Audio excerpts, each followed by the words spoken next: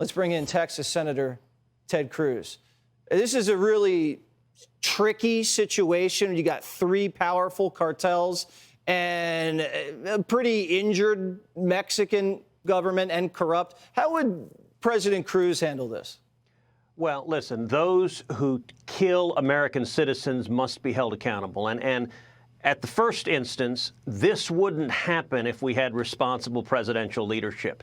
Joe Biden created the chaos at the border. Joe Biden stopped building the wall. He reinstated catch and release. He pulled out of Remain in Mexico. And what Joe Biden has done is he's turned these vicious narco-terrorists into multi-billionaires. Let me give you an amazing statistic.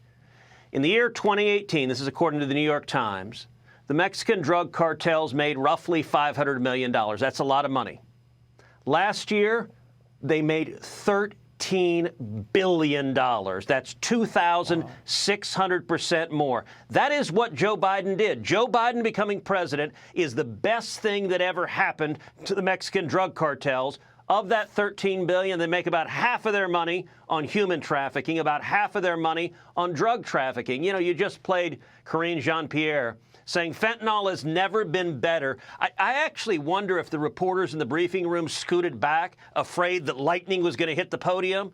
I mean, good God, last year we had the highest number of drug overdoses in the history of our country, over 100,000 drug overdoses in the United States, the majority of which came from Chinese fentanyl flooding across this border. Joe Biden and the Democrats are responsible for turning these vicious murderers into multi-billionaires. We need to bankrupt them. We need to put them out of business. And the people responsible for these murders need to be brought to justice. So if you bring them to justice and you lob a missile at one of their camps, what do you think? How do they retaliate? I mean, you're right on the front lines in Texas. Well, listen, let me be clear. Lindsay is my colleague, but I'm not with him. The answer is not to invade Mexico. I don't think the answer is to just go to war with whatever country you're mad at. You know, you think about the answer is to stand up to them. When Donald Trump was president, AMLO, who's the same anti-American leftist then that he is now, was afraid of Donald Trump. AMLO agreed to the Remain in Mexico agreement. AMLO put soldiers on Mexico's southern border, and we ended up getting the lowest rate of illegal immigration in 45 years. The reason this is so bad is AMLO thinks that Joe Biden is a wimp. I got to tell you, Jesse, you should watch the press conference that AMLO did with Biden, where AMLO stands there and in Spanish boastingly says, Joe Biden, he's the first president, Republican or Democrat, who hasn't built a single meter of border wall, and he's thanking him for his open border policies. You know what? The drug cartels are also.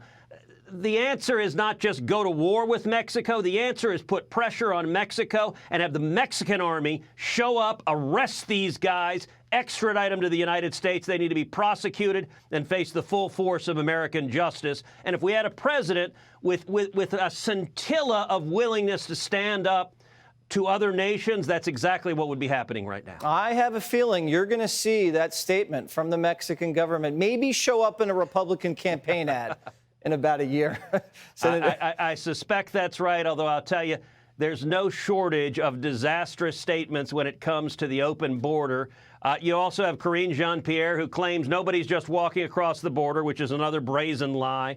You have Joe Biden, who's been to the southern border once. He went to El Paso, 800 miles away from the Rio Grande Valley. And amazingly enough, he says he went to our southern border and didn't see a single illegal alien, which is extraordinary political theater because they cleaned everyone off the streets and then said, look, nobody's here. Yeah, it's the first streets they cleaned up the entire presidency. That's Ted exactly Cruz, right. Thanks for joining us. Hi, everyone. I'm Brian Kilmeade. I want you to do me a favor. I want you to click to subscribe to the Fox News YouTube page. This is the only way that I know for sure that you're not going to miss any great commentary, any great news bites, any great interviews coming your way on Fox. You can get it all here on YouTube. So subscribe right now.